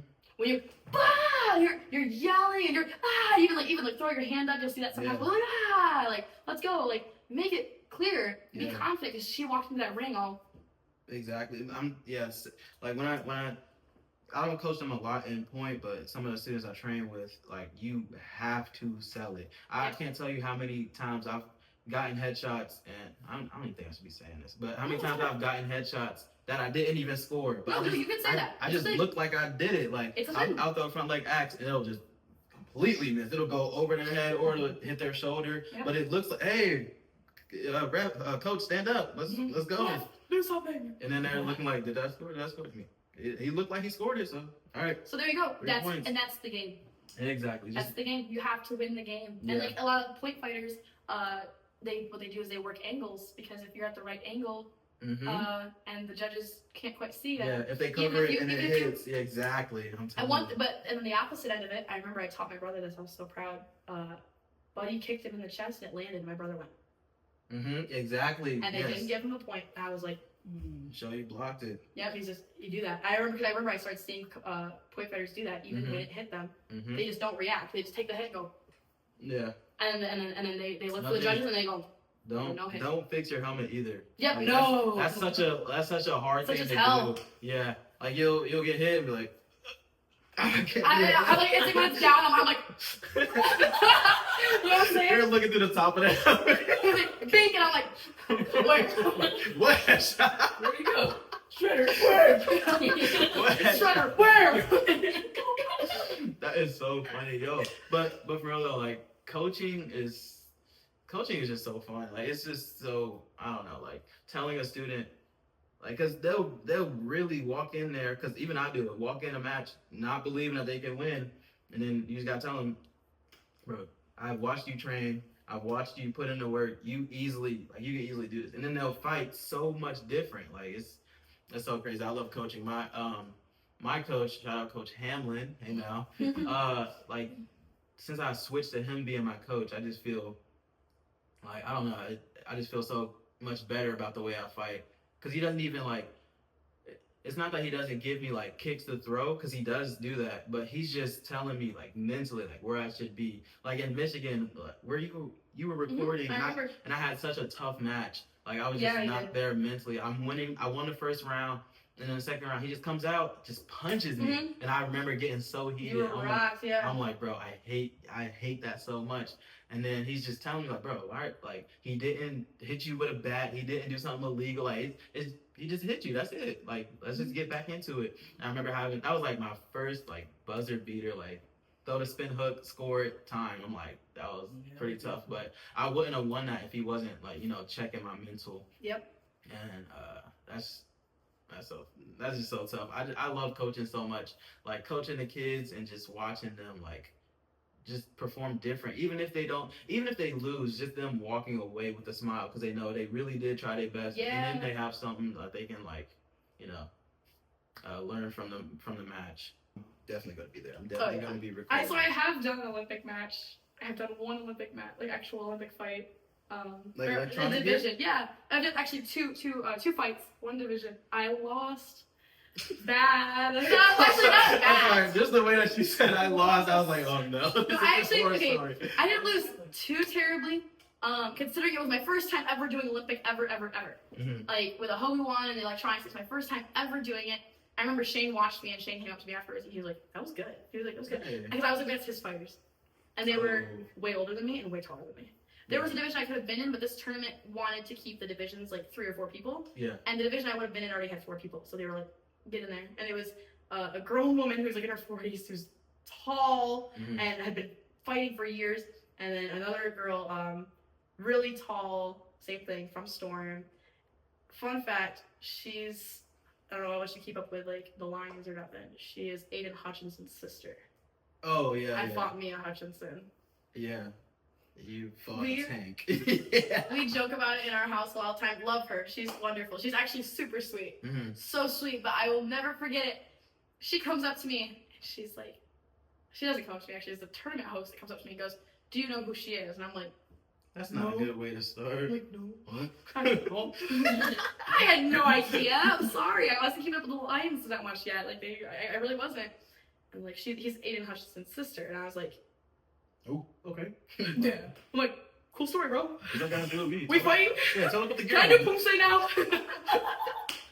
Like, literally, though, I was like, can I do my forms now?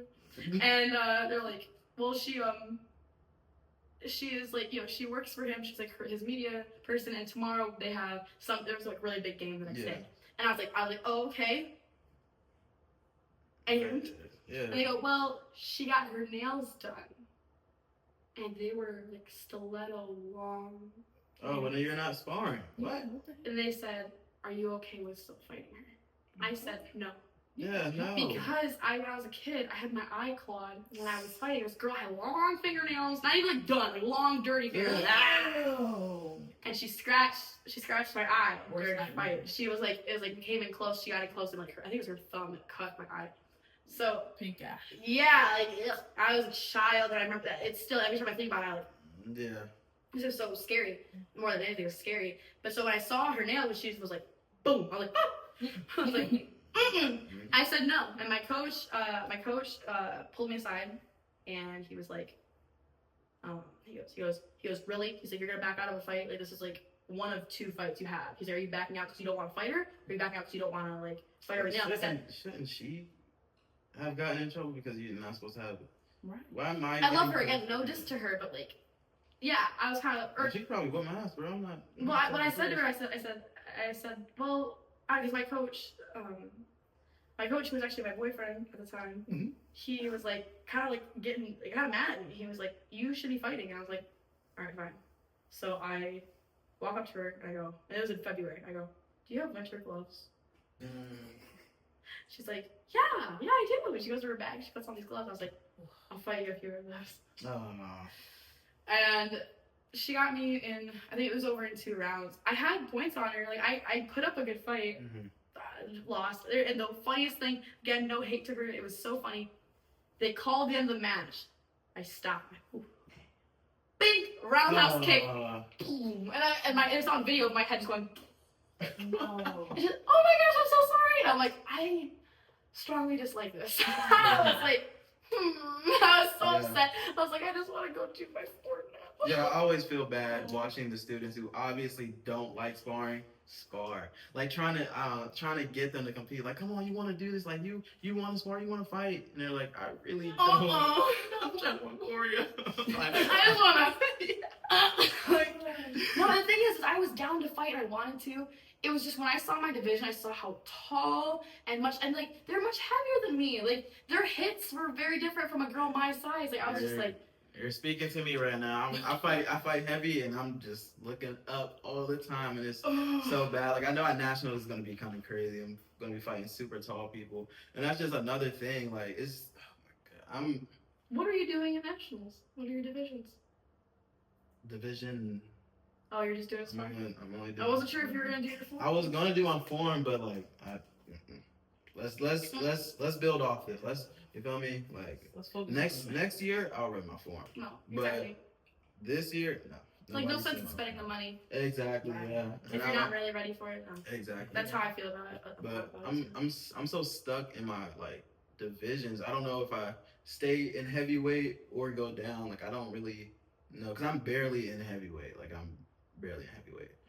And I know I'm much faster than them. I'm you know That's for sure. I have more flexibility, more like I'm just so different.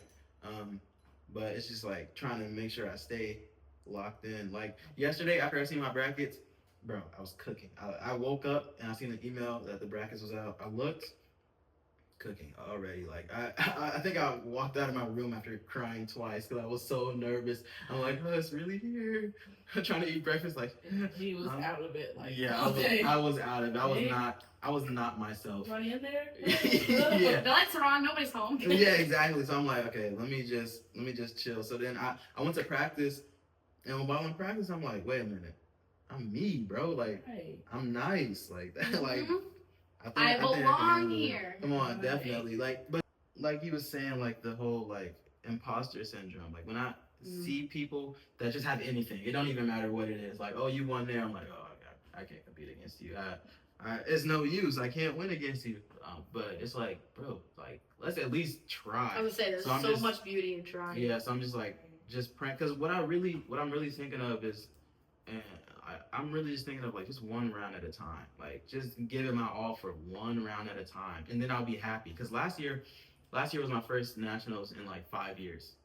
So I'm already cooking. I'm already, like, oh my God, I'm not gonna be able to fight. And then I remember getting there, and I'm in the ring, and then the second round, like it's time to break for the second round. I'm like, what happened to the first round? Like I was so not locked in. I'm looking around, like making sure everybody's watching. And then I remember like RJ's talking to me, and I'm like, wait, first round was over? Like I don't remember. It was so bad. And that was the first fight. Like I haven't been to nationals in 5 years, and then I had to fight first in my division. No warm up. Like, oh my God. It was so I didn't even get to watch anybody to lock in. Okay, I'm here at nationals. No. All right, William Starkey. Oh. Okay. Here we go. Wait, that's actually me. Wait, why are you handing me a Hogan? Like, you just suddenly like it's getting tight on you. You're like, wait, what are you doing? Yeah, what are you doing here, bro? So it's like I'm just trying to, cause last year I worked so hard on the physical aspect, but the mental wasn't there. So this year I've been trying to work mental. Like let's just lock in. Like, let's really lock in. So that's good. Gratefully I do better. We'll see. But what's our time check, real quick? How long has it been going? We got 1 hour and 33 minutes. Oh shit. Holy freaking cow. We kind of just been in a flow state. Yeah, y'all been. I haven't said anything. We're having a good conversation here. It's been going good.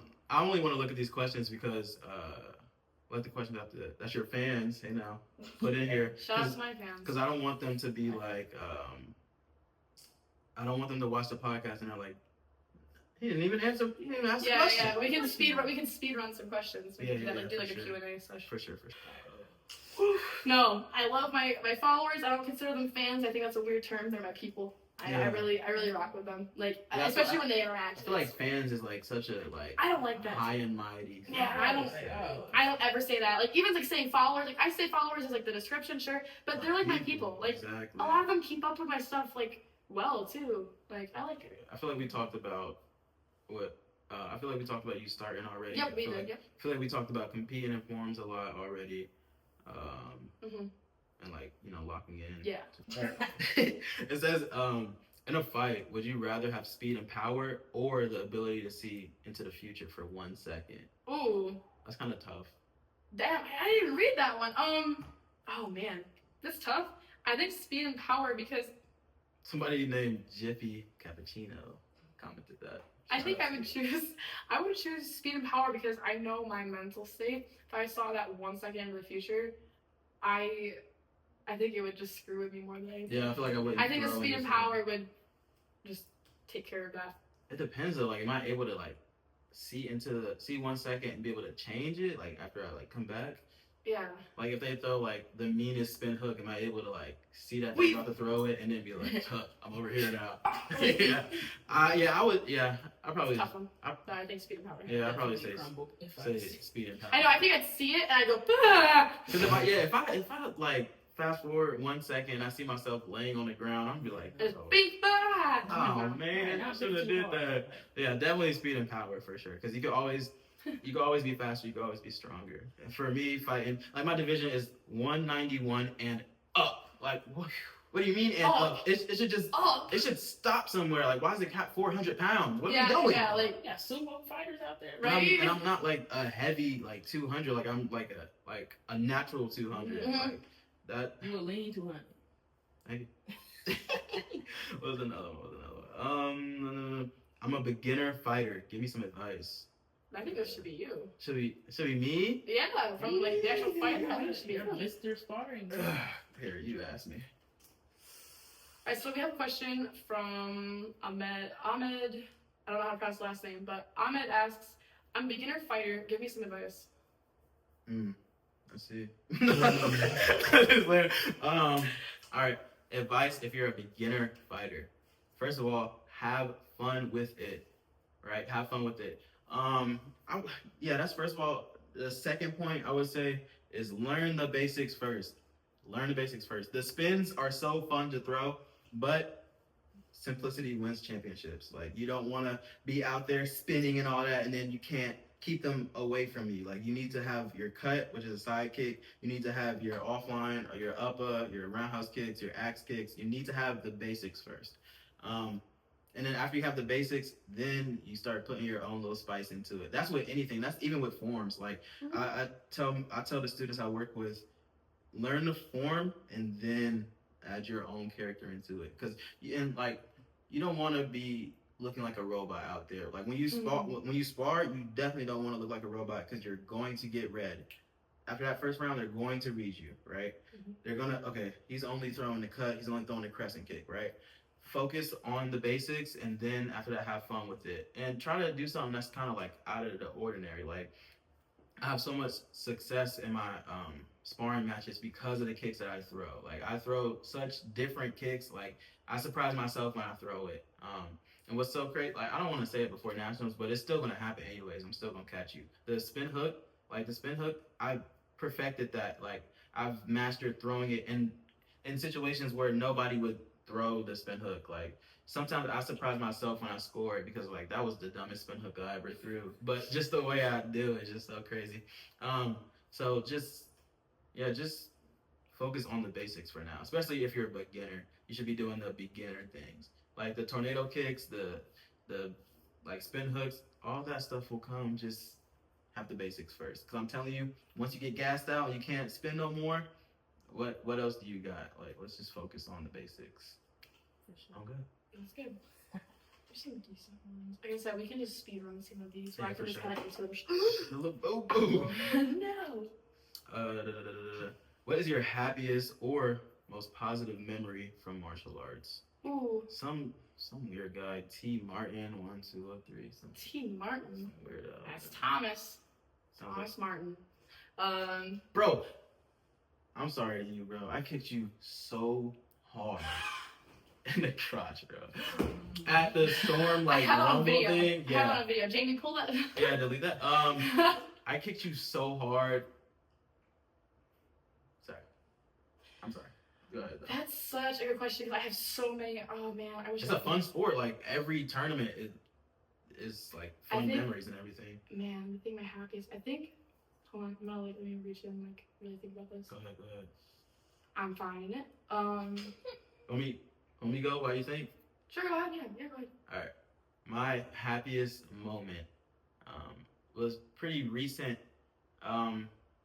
It don't even got nothing to do with me, but just watching. I don't want to name drop, but I'm gonna name drop Annika. Watching her spar, bro. She spars like me, and it's so crazy to be able to have such an influence that people like pick up on just the little things you do, like just the mannerisms you do. Like we was working on like a question mark kick, but instead of like finishing with a round, you like come downwards with it, so you flip all the way down. So if they're there, even if they block it, it's still coming down, it's still gonna score. We was working on that, and then you could just see it click. You could see her like scoring it on the paddle or whatever, like actually building confidence. And then the next sparring day, she connected it on me. Like we're doing a match, and I didn't even mean to give it to her. Like she just scored it on me because she hit it so well. Because I was trying to like tell her like you need to hide it. All your kicks should start exactly the same, like so that your opponent can't read them. Bro, I couldn't read it. Like I just thought it was just a regular front kick. I go to cover it, boom. I got her back though, obviously, because as an instructor, you can't you feel me? No, you can't. That. No, mine is actually a little similar. I have two I'm gonna belt out real quick. One of them is I think seeing my brother compete at this last karate tournament he went to. He went to a Michigan Sport Karate Tournament, and he did continuous. Dude, he'll fight anybody. Like I've seen him fight like people he should not be fighting. But yeah, like anything having to do with him in martial arts really is probably my happiest memory, to be honest. I'm so like, it's not like a pride and like I did that. It's a pride and like, dude, like look at him go. I am so proud of my brother. Yeah. Like my brother is he's so fun to watch fight, and he has such a good mentality. When he loses, he doesn't sit there. He doesn't go blaming anyone. He just goes like, I know what I gotta work on. And like for a 17-year-old, I'm like, yes, a 17-year-old blue belt. I'm like, yeah. Good. So that brings me a lot of happiness in this this last tournament. He took first in continuous, and I remember like when he won, and his friends showed up to watch him. His friends had never seen him fight, and his friends would look at me like, because I was coaching him. His friends would look at me like, yo, he just like whooped these guys. I'm like, yeah, dude. Like that's so important. Having people show up to a tournament is so important. Like if you have somebody who does martial arts, go to one of their tournaments. Go to their tournament. You don't understand what that does. Like I fight so different when they do whether it's forms, whether it's fighting, go watch them. Yes. It doesn't even take long. Like it's such a thing, and you can go get food after. Like it's so fun. And like go. When I got that clip, that acrobatic clip, my friend Micah, shout out to Micah, that was the first time he'd been to a tournament, and it was so crazy just to be able to do that, because I thought he was just gonna be so bored, like, because you know how people be like, taekwondo doesn't work on the street. Sure. I thought he was gonna be so bored, so I had to do something. So I'm just glad. Yeah, go to your people, like support your people. My other go-to happiest memory is just happened recently in March. I went to WKC, is the World Karate Commission. I went to their qualifier, and I had never done Japanese kata before. I'd only ever done Korean forms, and I busted out a Japanese kata. It was unsu, and I remember telling myself like, I'll just do my best, like we'll see how it goes, like whatever. I was like kind of like in my head, bad. Yeah, not even kind of. It was bad. That morning I remember laying in bed going, oh god, I have to do this form. Over a set of patterns, like I'm freaking out. I'm like, oh god, I took first place in an 11-woman division. Wow. Oh yeah, that's tough. I almost cried. I was like, whoa, cool. I've been working on this form for a few months, and I like with Korean forms, I'll learn it in a week and then go perform with it. I don't care because Korean is my flow. Like I know what I'm doing. Japanese is so different, so I was so scared. And I did it, took first, and then I did the Korean division, and that first place I got in Japanese, it was split. It was 9-9, 9-8, 9-9. I still won, but like it was split. Ooh. Korean, I remember thinking to myself like, all right, like there's no way I take 2 firsts. And it was 9-9s across the board. And I was like, oh my goodness. I started like tearing up. I couldn't help it because like that day especially, I got so in my head, and I had that one of those. Whenever I do well, even when I don't do super well, but when I do well, especially, I remember me a few years back when I like showed up to tournaments and like knew I was going home to like whether it was like the difficult situation I was in or like just the stress that I was dealing with at the time. Like, I would remember her and be like, dude, like... Yep, yeah. Like, we're going to the club tonight.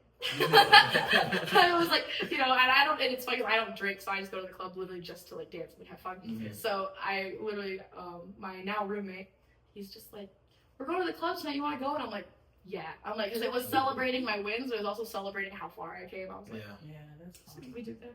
Yeah, I really wish I could talk to the past me because, boy, he was going through it, but just look at us now. Like I know, right? Now look at us. We're on a podcast. We're on the Flow State podcast. Life like this sure is sweet, compo. All right, I like this. I like this next one. Brian K. Garcia said, "What usually helps you enter a flow state?" Ooh, that's a tough one. You know what? I'm gonna keep it short and simple. and it sounds goofy, but when it comes to forms, it sounds so goofy saying I can't believe I say it. I remember I'm literally him. I'm him. I am him. Like I think about Timothy Chalamet, like bro, from the Himalayas. Timmy Turner. Hey, I'm hungry. Like, and the music. Oh yeah, music. Yeah, music. That was gonna be my answer, bro. I Serve the Bass is the first song on my. You Serve the Bass. What is that? It's a song by Future. Oh I Serve no, the I Bass. don't. Oh my gosh, I don't like Future. Really? Okay, fair. No, his song, I Serve the Bass. We might have to listen to that. Yeah, it's the outro song. It's literally like that's the first thing on my playlist because that intro gets me like. Like I'm gonna go do my silly little form now. Respect. Silly little form. Fight my invisible people. Yeah, I was gonna say music too. Like you can definitely tell what song I just listened to when I spar. Like it's so tough. And I don't even listen to no like hype stuff. I'm listening to like Blade Fade and stuff like that. I like that. Just Sometimes I listen to Latin dance music. Latin dance music. Sometimes you'll see me. I'll be like dancing my memory. It's usually like dance music. I'm dancing. You might have to give me a hip to that. What? Yeah. What have I just started listening to? It's like Brazil, like Brazilian funk. Yeah, bro, that gets me. Yo, I have a funk playlist that I go off of. Yeah. My adrenaline spikes. I was like, whoa, now I gotta start dancing. He'll start going, start feeling loose. I don't even gotta stretch. This song just helped me. Oh yeah, if I stretch to Brazilian funk, it goes crazy. I wish I could make an edit of like what I look like when I stretch. I move so fast and way more bendy than ever. I be like lunging and stuff and just like. My fan routine, I just added a thing. I didn't put it in my video where I grab the base of my heel and I lift straight up and I drop an X kick. Oh my God. So when I stretch for it on the ring, you're literally just seeing me holding my leg up and like bending it backwards a few times just to make sure I got it. I wish they would play music in like taekwondo tournaments, bro. Cry tournaments too. I'd probably turn up. Cry tournaments? Just at a couple like camps and all that. GTU? Come on now. I like when they play music. I'm different. When they play that music, bro, I'm different. I be moving different. I remember I saw they had a DJ. I said, ain't no way. I was like, bro. That is so cool. The freaking sport poops inside. Yeah. Y'all over there like, hey, I'm just like. This is the best party ever. That's so fun. No, but there's no music over there. They always put us in a separate room, so I can hear the bass. I hear and the occasional and I'm just see, pop, pop, pop, and I'm just like, and then I go over and check on my brother at that one GTU I went to, and I check it out, and he's just, and the music's going, and like they're playing some like hits, and I'm like. I'm wearing my stupid blue poop day pants, and I'm like, man. Yeah. Man. Yeah, we might have to put in a note, I guess. Put some music on. Literally, that's my recommend.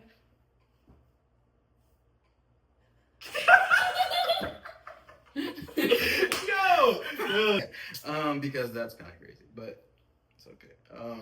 They're gonna be listening like, wait, what's kind of crazy? Yeah. Don't worry about it. Don't worry about it, sweetheart. Let's do some fun ones. How good are you at making Filipino food? I'm decent. I can make lumpia, the egg rolls. No. You're decent? I'm decent. Well, actually, I wouldn't say I'm decent. I'm good at the ones I know how to make. There's a lot that I don't know how to make, though. I only know, I shouldn't say decent. I'm good at it, but I only know like 3 dishes. I know how to make arroz caldo, pancit canton, and lumpia. Explain those. Yo, we might have to do a cooking with Gabby. Oh! We might have to do a cooking with Gabby. Hold on. Lumpia are egg rolls. Okay. And pancit canton is a noodle dish with like vegetables and chicken usually, or sometimes shrimp. And then arroz caldo is like a soup. It's kind of like porridge with like chicken and like egg and like hard-boiled egg.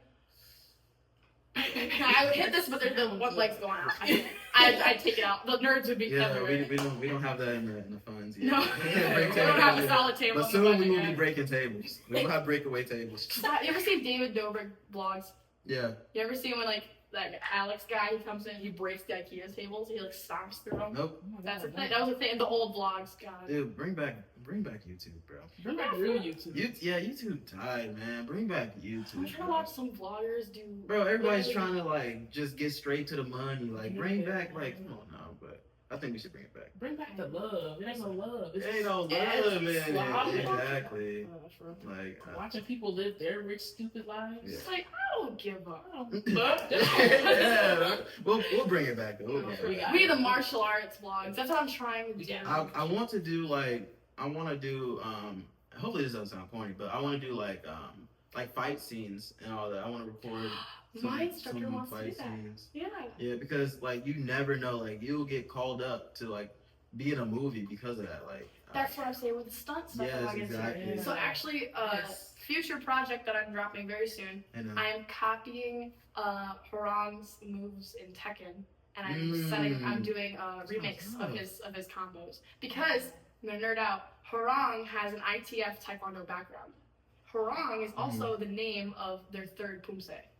That's kind of tough. Pumse 3 is Harang, and at the beginning of Tekken 3, he does the form that he's named after. Bro, are you nice at Tekken? I actually only played once.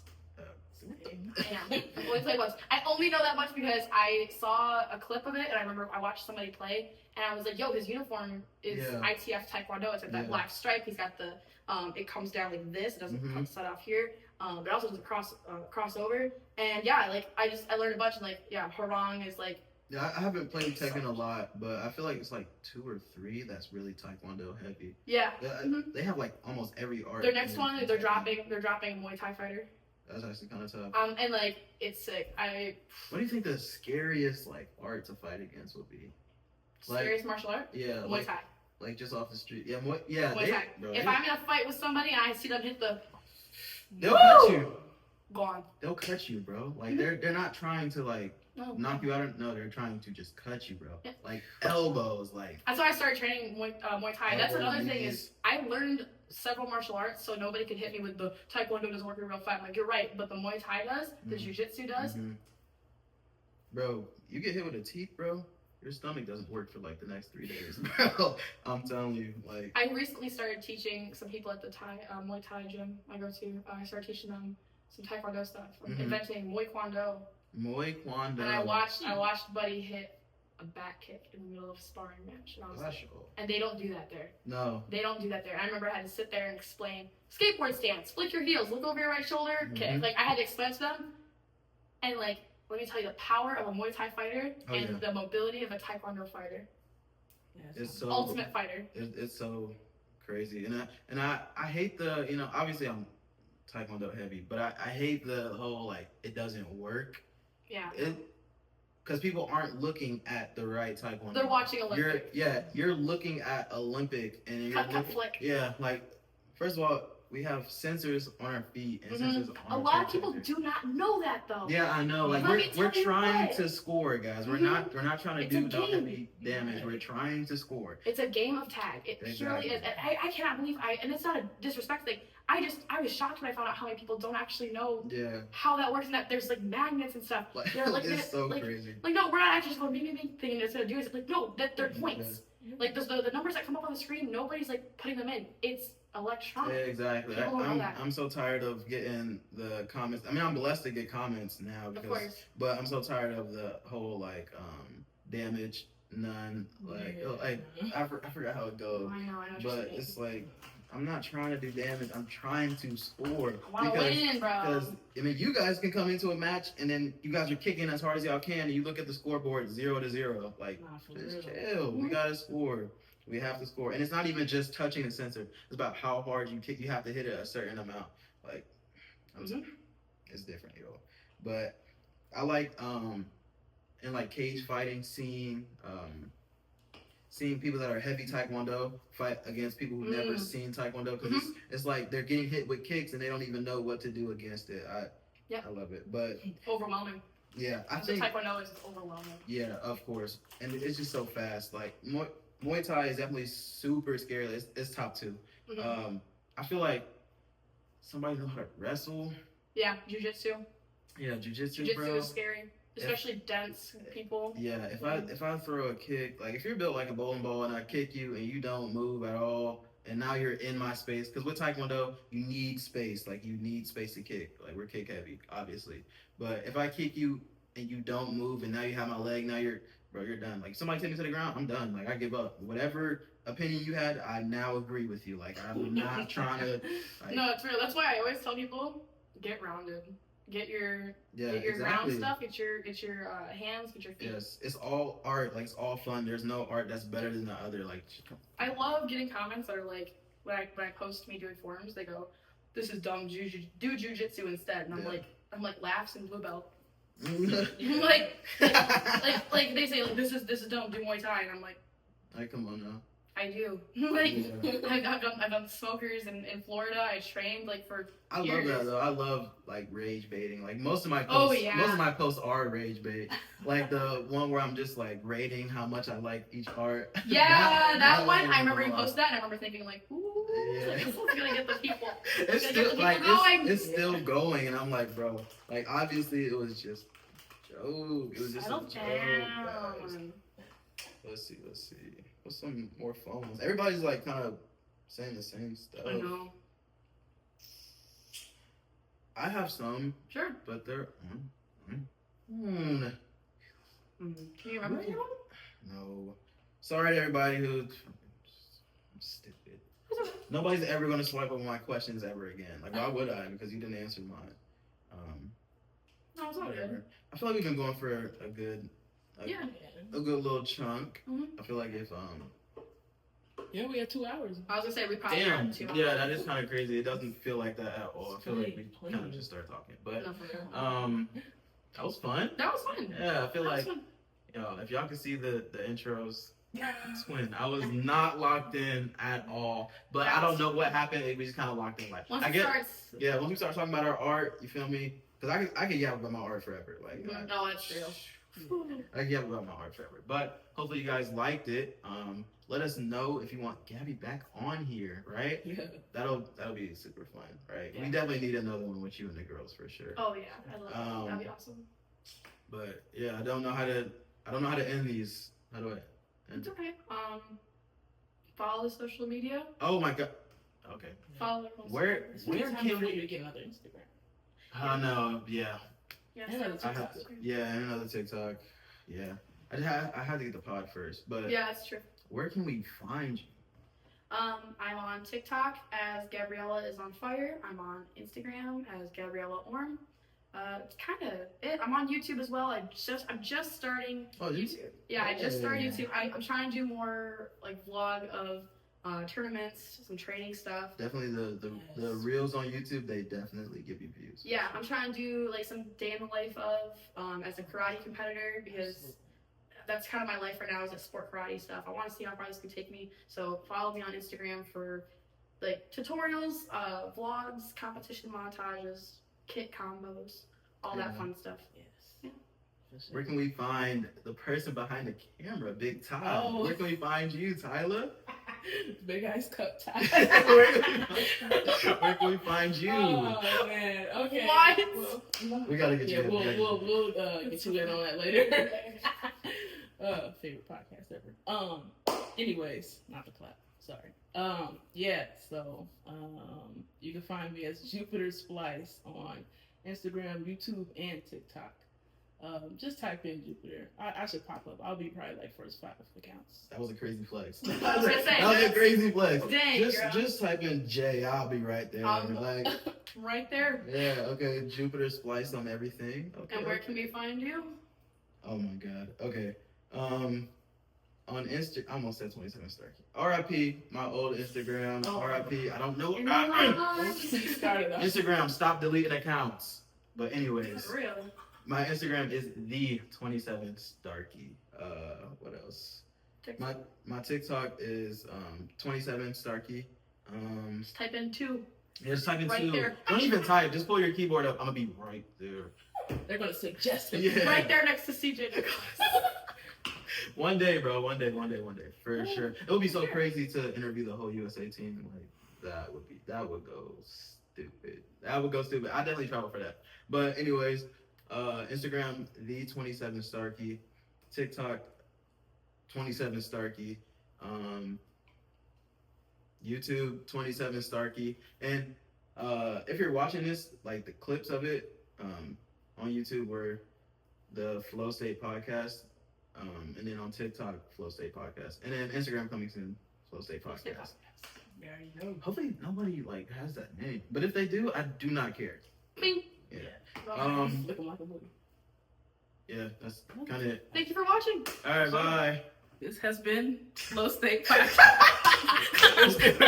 You're stupid. Were you playing that? How long were you playing that? She said, you know what I'm gonna do when we get close to the end?